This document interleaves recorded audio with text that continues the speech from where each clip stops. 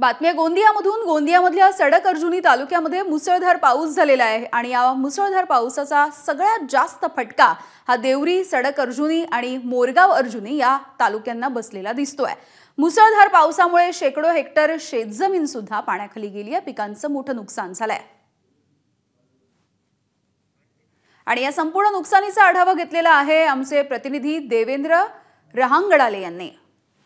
गोंदिया जिल्ह्यात गेल्या 48 तासापासून मुसळधार पाऊस सुरू आहे। परिणामी गोंदिया जिल्ह्यातील जे सडक अर्जुनी, मोरगाव अर्जुनी आणि देवरी हे जे 3 तालुके आहेत, या 3 तालुक्यांमध्ये पूर परिस्थिती निर्माण झाली आहे। अनेक भात पिकाची जी शेती आहे पाण्याखाली आलेली आहे। आपण बघू शकता की कशा पद्धतीने ही जी भात पिकाची लागवड केलेली शेती आहे ती पाण्याखाली आल्याने शेतकऱ्यांचे मोठे नुकसान झाले आहे। पुन्हा दुबार लागवड करण्याची वेळ आता शेतकऱ्यांवर आली आहे। हा पूर जरी हळूहळू ओसरायला लागला असला तरी मात्र शेतकऱ्यांचा जो आता अश्रूंचा पूर येणार आहे तो मात्र धक्कादायक आहे, चिंतेची बाब आहे। आपल्यासोबत काही शेतकरी आहेत, त्यांचं किती नुकसान झालं त्यांच्याकडून आपण जाणून घेऊयात।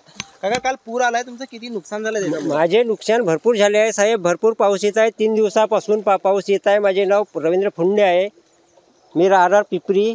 हा माझा शेत पूर्ण डुबून आहे पाण्याखाली। आता पूर्ण जमिनीच्या धान वाहून गेला आहे आणि पूर्ण जाऊन सऱ्यांनी आता दुबार पेरणीची वेळ आली आहे। तरी पण शासनाने लक्ष देऊन सऱ्यांनी काहीतरी उपाय करावा ही माझी विनंती आहे। तूर पीक देखील आता या पुरामुळे नेस्तनाबूत झालेलं आहे, त्यामुळे शेतकऱ्यांनी शासनाकडून मदतीची अपेक्षा केलेली आहे। देवेंद्र रहांगडाले, एबीपी माझा, गोंदिया। एबीपी माझा, उघडा डोळे बघा नीट।